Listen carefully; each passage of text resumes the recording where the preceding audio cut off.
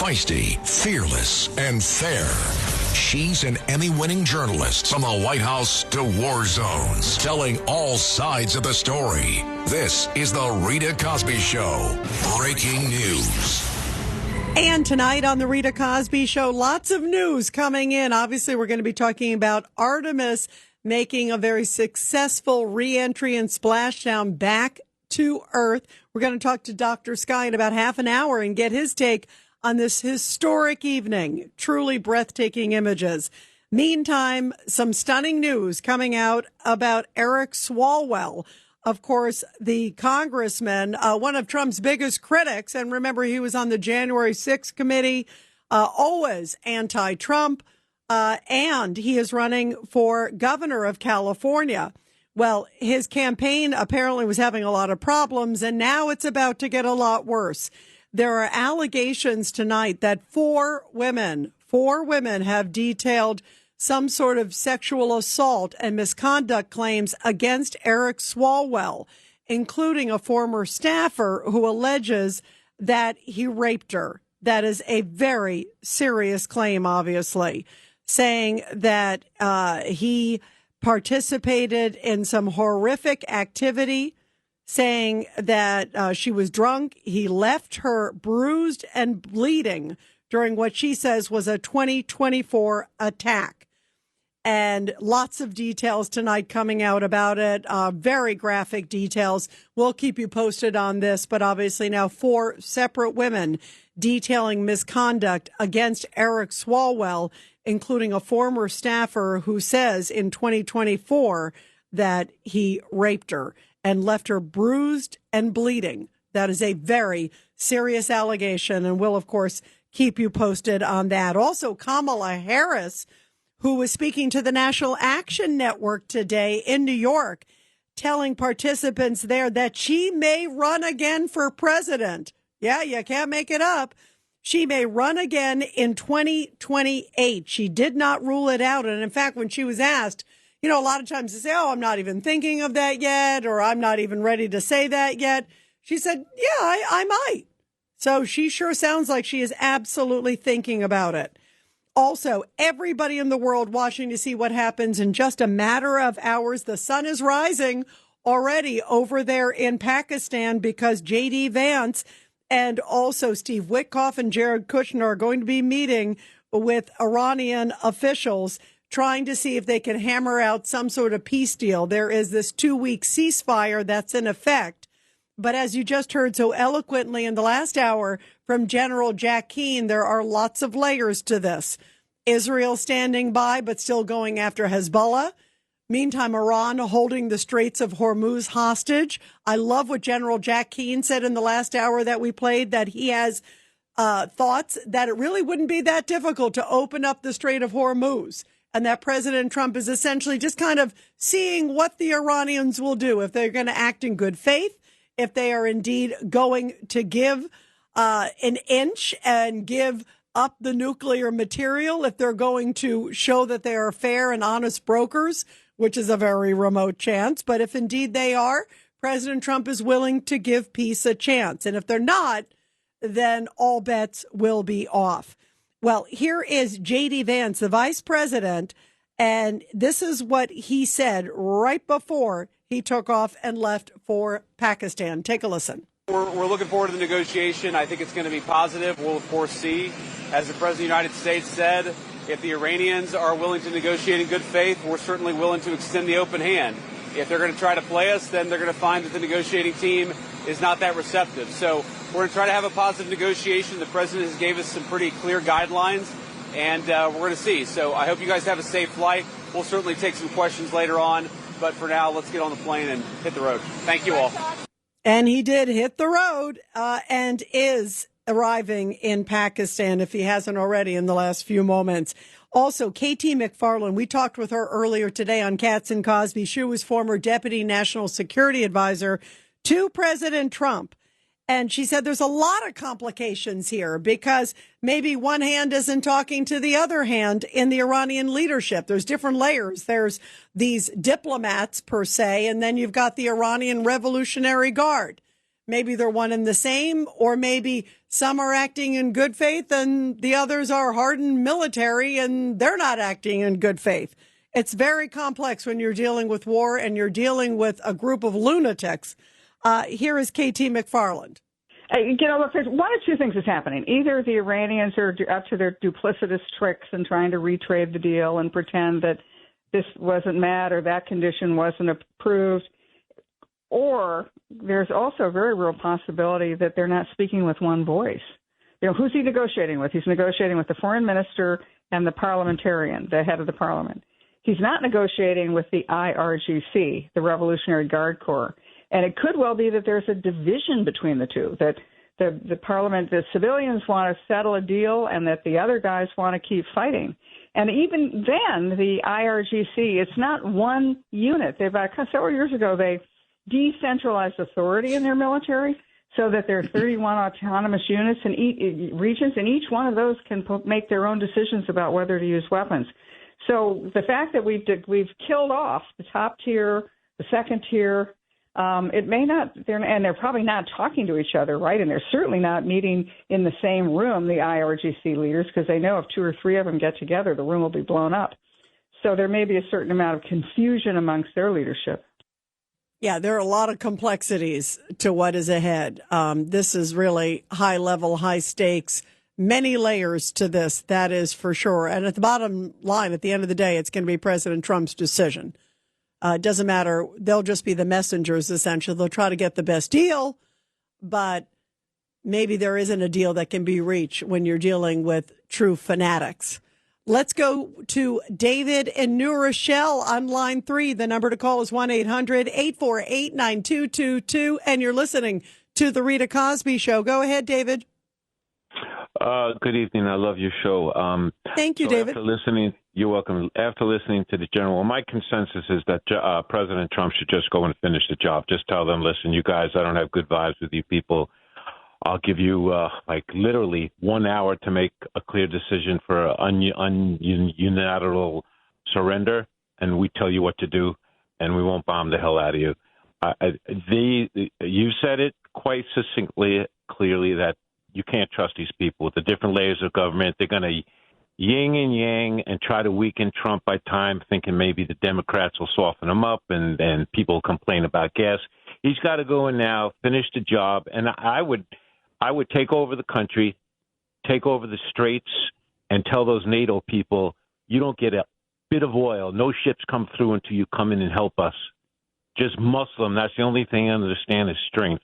And if President Trump tells them no ship goes to your countries until you come and help us, they'll bow down and they'll come around. That's the only thing they understand is strength. They're weak people. They don't care. They're crybabies. By the way, did you hear, David, did you hear also earlier tonight? I agree with a lot of what you're saying. And I agree that I sadly don't see them giving in or even genuinely giving in, put it that way. They may try to drag it on. And right. How can you trust people? You can't. That's why actions. I agree. You need to say to them, okay, here's the deal, like you just said. And it may end up pretty quickly. He may just have to say exactly what you're saying. I'm going to give you, 8 hours or 24 hours or 1 hour, as you're saying. Yep. And that's it. Because I have a feeling they're going to dance and bob and weave. I was very heartened by what General Keane said, that he thinks that there are ways to take over the Strait of Hormuz for the U.S. militarily. That helps tremendously because that takes that leverage off the table. Oh, I think we should take it over and keep it for ourselves. And we just take care of it, and we divvy out who gets what ships go through and who they go to, have control of the oil, and that'll be the end of that. And the other thing I would do is I would actually think about partitioning off the country. Just break it up and give the neighboring countries pieces of Iran. Just totally dismantle it. That'll be the best solution. I know that sounds a little far-fetched to people, but that's a little far-fetched. Yeah, but that's what I would do. I would take the country apart and break it up and give the neighboring Arabian nations pieces of it. But that's the next step. But now, here, David, let me ask you on this one, because there's a report tonight that the New York Times is saying that, quote, according to the U.S., they're being told that Iran has been unable to open the strait because it can't locate all the mines it laid in the waterway and lacks the capability to remove them. I think that's a bit of. We'll take it over. We'll find it. We'll find it. 1, 2, 3. If we can't sweep them, we'll bomb them out of the water. Whatever we have to do, we have the technology to take care of that stuff. Like it was like adding 2 and 2 together. That's not a problem. So here's the only thing. The only thing I have a problem with, David, was what you said about the partitioning. Okay, because I think in a perfect world, some of maybe the oil assets of Iran. Say we end up taking Karg Island over. Somebody said this to me on the show earlier this week, and I thought it was actually a brilliant idea, but maybe there's some form of a concept of this. Some of the money going back to the Iranian people. I'm talking about the good resistance folks. That would be amazing to somehow help them, to prop them up, because that's the other thing. We also want to make sure that they can have freedom. You're correct. Well, but once they capitulate and the end is there, that could be taken care of 1, 2, 3. Once those despots are out, they're either in jail or killed. The Iranian people will have peace and they'll be able to get what they need and deserve. Well, absolutely. And let's pray this happens soon. David, some really great points. You got to call back again. You're terrific.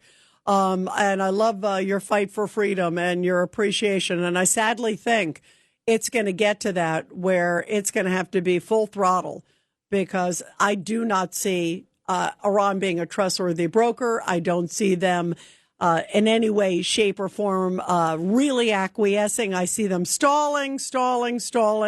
And I see Trump at some point saying, forget it. I've given you enough. I've given you enough chances. Sorry, it's done. So I see a lot of different things on the horizon. And I think the next few days are going to be action-packed. And Trump is not a fool. He already sees how much right now all of these assets are in the region. They're in the theater. They're standing there. They're waiting.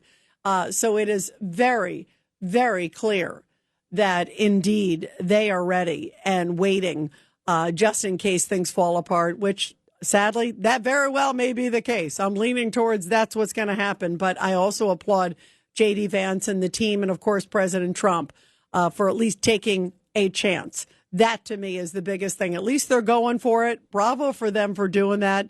And you got to at least respect that moment.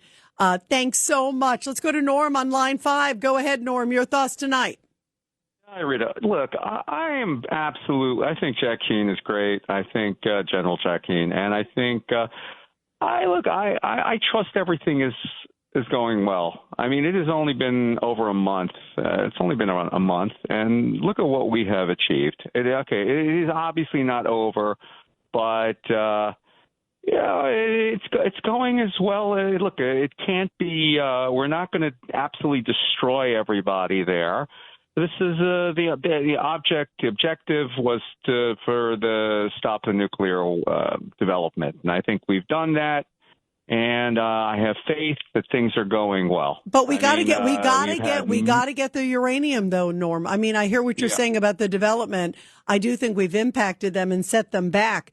But if you had that 60% of enriched uranium, about 1,000 pounds, that's a lot. So I actually see still a lot of things that need to happen to either remove it, destroy it, whatever it is. And Trump has said that. I mean, he said 99% of what we're dealing with right now, he really believes is that nuclear enrichment. If he didn't think they're on the precipice of a nuclear weapon, he wouldn't do this. But he's doing it because he wants to save civil society.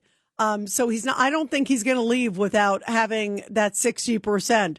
Somewhere in his sites or satellite monitored or completely destroyed. That for sure, completely destroyed or removed is obviously the ideal situation.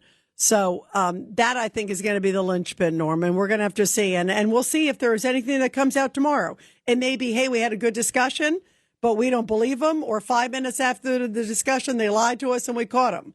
I don't trust them. I don't trust them any. I can't trust as far as I can throw them. So I think that's about half an inch.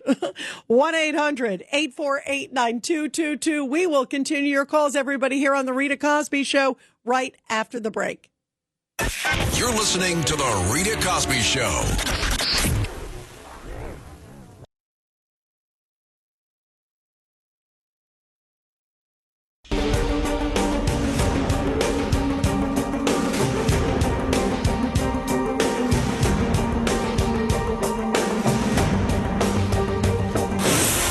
is the Rita Cosby Show.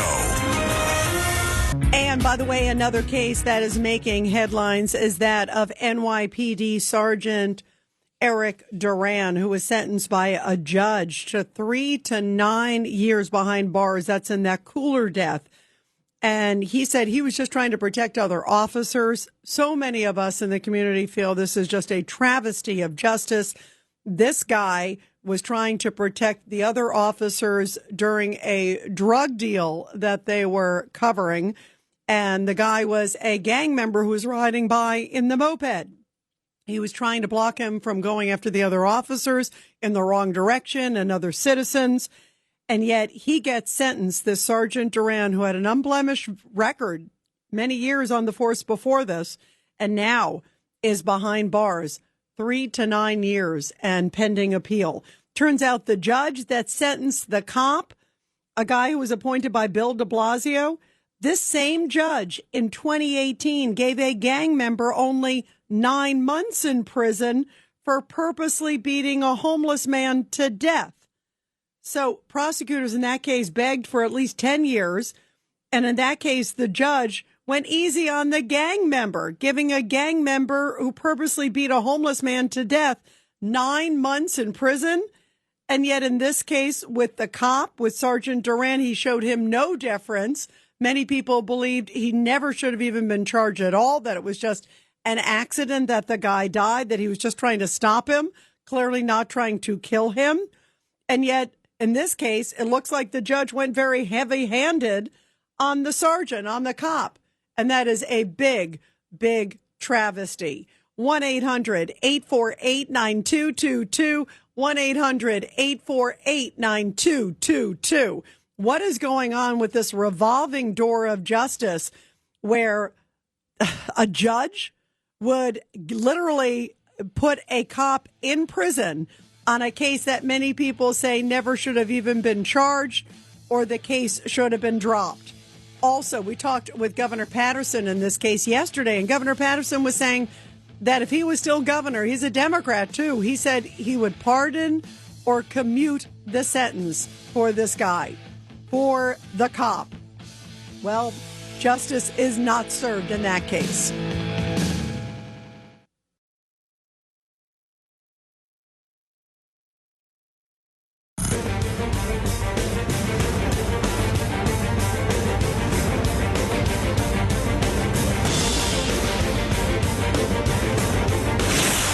Rita Cosby is on.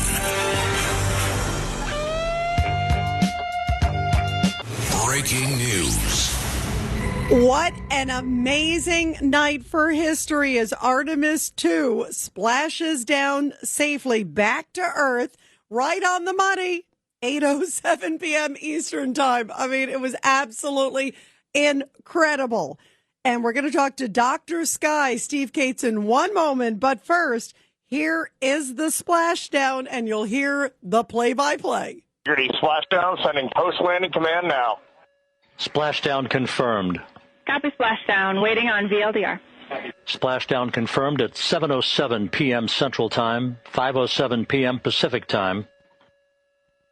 From the pages of Jules Verne to a modern-day mission to the moon, a new chapter of the exploration of our celestial neighbor is complete. Integrity's astronauts back on Earth. And the landing and support officer reports the vehicle is stable 1. We still will be deploying the crew module uprighting system to maintain that orientation. A perfect bullseye splashdown for Integrity and its 4 astronauts. A perfect bullseye splashdown. You can't say it better than that. Well, joining us now is our next guest to talk about what this all means and how absolutely remarkable and incredible this moment was. The whole world has been watching. I've been glued the last few hours. Is our great Dr. Sky, Steve Cates. Steve, of course, you can catch him every night. He comes on midnight to 2 a.m. on WABC on Friday and Saturday nights. And Steve, first of all, your reaction to what the world witnessed. Just, gosh, I can't believe it's been 3 hours ago, but my jaw dropped. I was glued to the TV watching every moment. Well, Rita, words are hard to describe. This is like amazing. I mean, everybody, whether you're a beginner in space science or whether you're one of the astronauts themselves. I mean, everybody should be elated about this on America's 250th anniversary.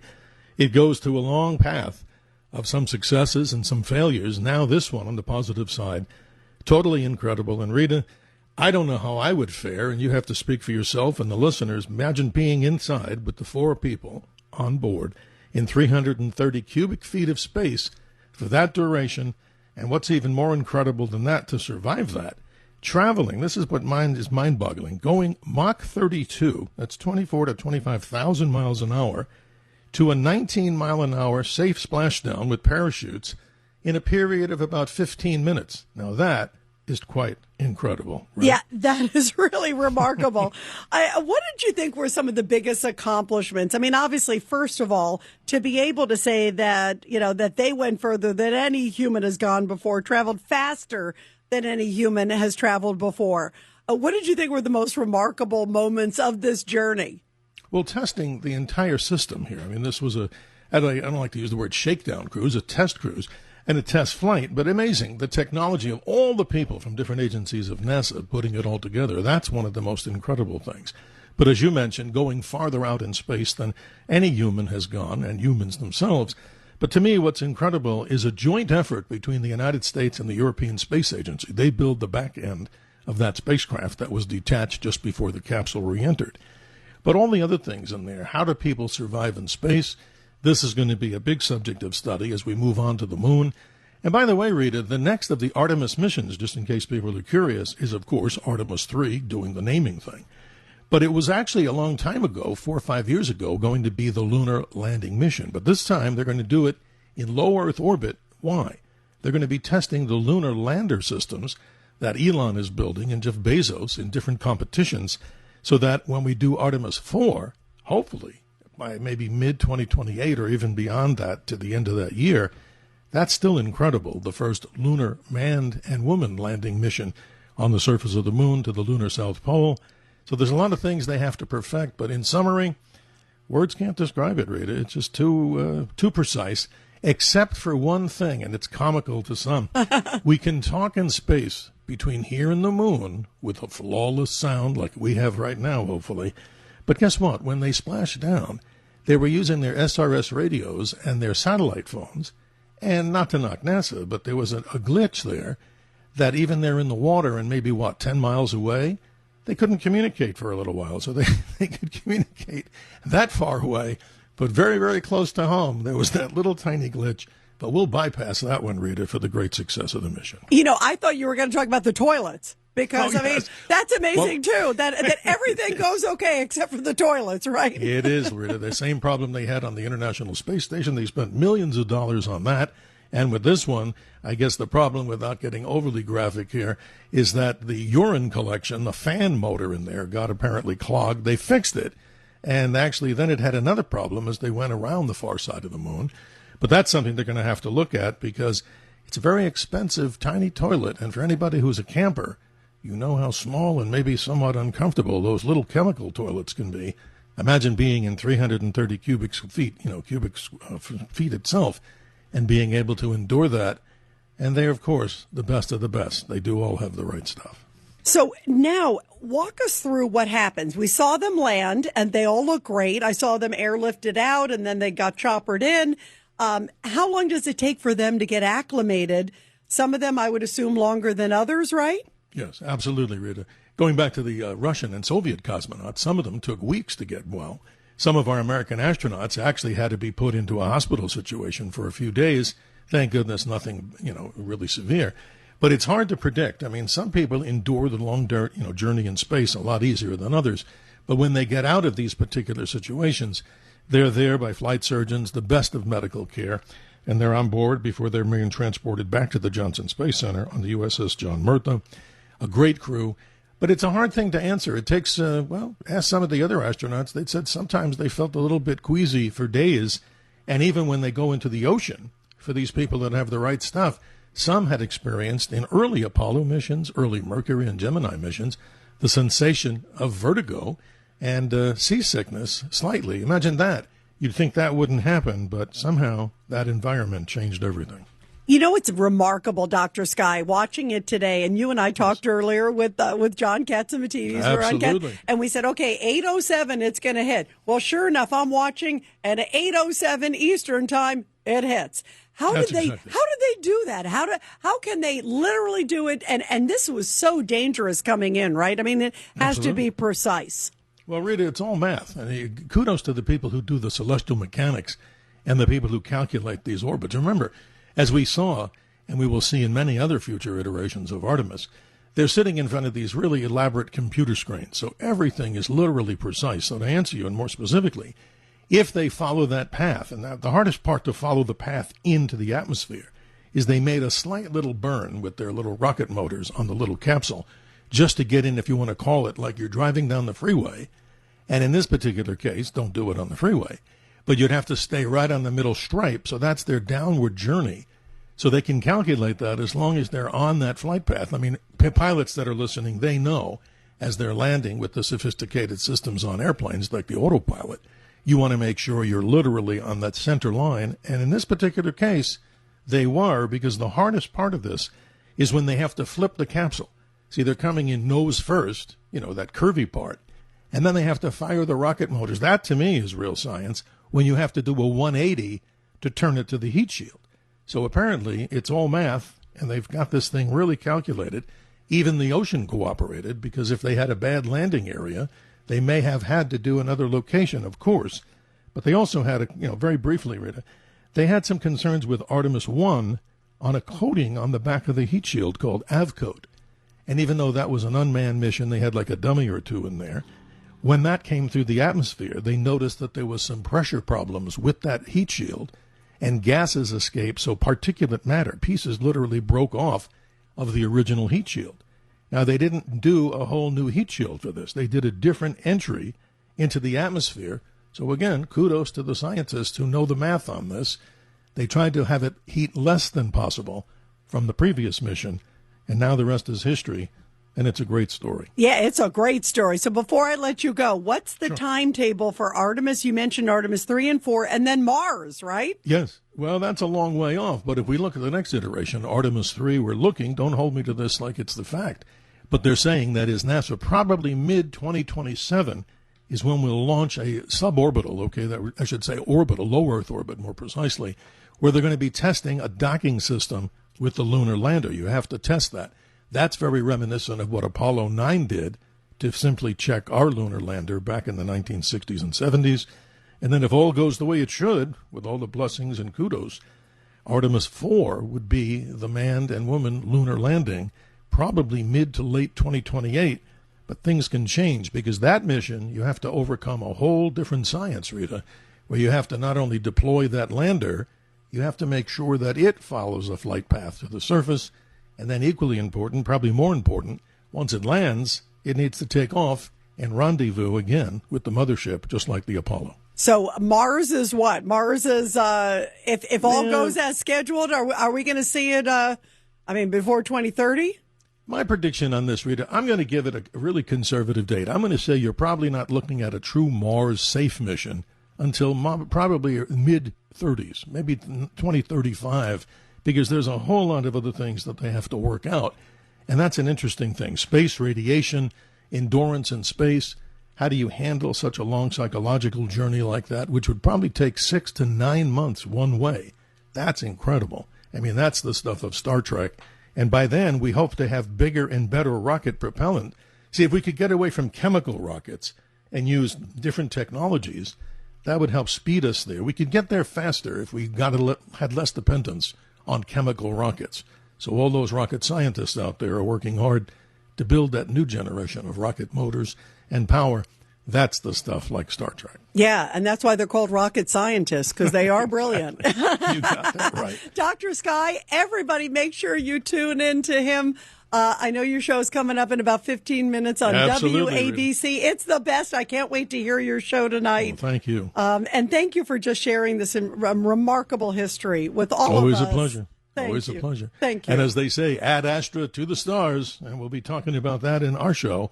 And, of course, some other great topics on the mysteries of science and the universe. Yeah. I can't wait to hear it. Thank you so much, Dr. Sky. Great to share this night of history with you. Thank you Always so much, my friend. Thank you very much. And everybody, make sure you definitely tune in to Dr. Sky. His show is the best, and he's going to have all the details, and you definitely don't want to miss all of this. This has just been, you can tell, I'm a kid in a candy store, guys.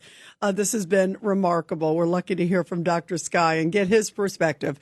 And I'll take your calls, guys. 1-800-848-9222. 1-800-848-9222. Let's go to Dom in Minnesota on line 3. Go ahead, Dom. Yeah, Rita, I called about the Straits of Hormuz, but then, like you, I watched the entire re-entry and the splash into the ocean. And we really have gone where no man has gone before. And I'm going to now start binge watching all of the Star Trek movies, starting with The Voyage Home. Yeah, you know what? I will tell you, it has been remarkable to watch it, right? I mean, just unbelievable. And the fact that they came in on time, I mean, literally to the minute. You think about what they accomplished, how far they went, and also what Dr. Sky just talked about, the fact that they were going 24 to 25,000 miles an hour and then go down to 19 miles an hour within a 15-minute timetable. That to me is just, it's unfathomable that humans can create that. And it's just something we can all be so proud of. It was America leading the charge. America went further than anyone's gone before, Dom. And that's something that it's America 250 all the way. Yeah, I hope this instills a desire for a lot of youngsters to get into math and science and engineering. This is a remarkable feat. And a lot of the people behind the scenes are responsible for that. Obviously, the astronauts taking the big risk, but then people behind the scenes to make it happen, they're the ones that we need to take the heads off to. And I hope young people are looking at it and say, okay, I need to get into engineering, science, and math. That's what I hope will come out of this whole thing. Yeah, I do too. I hope so too. I feel like so many young kids, they seem to be glued to this and watching it. And you're right. There's so many great residual effects from all of that. And already you can see just the excitement from young and old, Dom. Thanks so much, Dom. We appreciate it. Let's go to Sandra in New Jersey, line 5. Go ahead, Sandra. Hi, Rita. I was thinking about, Trump's decision, to give the 2-week truce to Iran. Yeah. I remember I was in the gym, and when I heard him say that he's not going to go and continue, I was happy. I felt relieved. I really was glad that he made that decision. And one of the reasons was because I knew that the other side is going to really, really have a field day had he gone and continued. But lo and behold, you find out that Schumer criticizes this decision, saying, oh, it's a surrender, it's not a plan. And had he resumed the bombing, they would have criticized him, saying that he should have negotiated. In other words, you can't win. And, I feel that he made the right decision. Death is final, at least giving them time to think this over more and more. But now I'm at the point, Rita, they're not playing the game right. I see it. I feel it. So whatever Trump decides now, I'm all for it because he gave them time, and I don't see. I don't think it's going to work in our favor. Yeah, you know what? I think at this point, like you said, Trump is smart to it. He's watching it, and I think he's smart to give them the 2 weeks. And like you just said, the Democrats are going to criticize him if he cured cancer. So they're never going to, it's all politics to them. They, to me, some of their comments are so anti-American. It's like they don't want him to succeed. They don't want America to succeed because that's what they means. You don't want to take down a terrorist regime. I mean, what is wrong with somebody like that? And there's a lot of them making those comments, but I give him credit for at least trying one more time.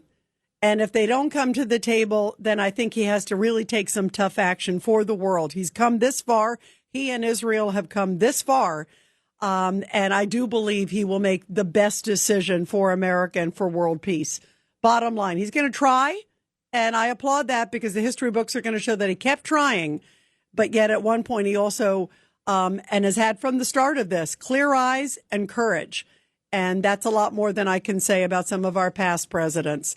Sandra, thank you so much. Everybody, we're going to continue your calls after the break, but first, support our heroes. The Rita Cosby Show presents Support Our Heroes. And everybody, this is the Tunnel to Towers Foundation Support Our Heroes segment with a powerful story from Richland Hills, Texas, where a 90-year-old naval veteran, Shirley Durko, beamed as she was presented with a certificate of honor from the American Legion, recognizing her life of service and sacrifice. She is a naval veteran. She was recognized in honor for her time in the U.S. Navy during the ongoing Korean conflict. And when she was speaking to the group, she was reluctant to talk about her service. She instead wanted to talk about what she said were others who were more deserving. When she was asked, what are sort of the things that define her service? She said, well, the way you live your life. And also she said, it's team rather than individual acts. Bravo to her. And of course, all of our great veterans from the Korean War. And of course, to all of our great veterans, we love you. We appreciate you here on The Rita Cosby Show. And everybody, help America to never, ever forget. The best way to do that is to give back to the Tunnel to Towers Foundation. They help America's heroes and their families. All you have to do is donate $11 a month to the great Tunnel to Towers Foundation. Be sure to check them out at t2t.org. That's T, the number 2t.org. You're listening to The Rita Cosby Show.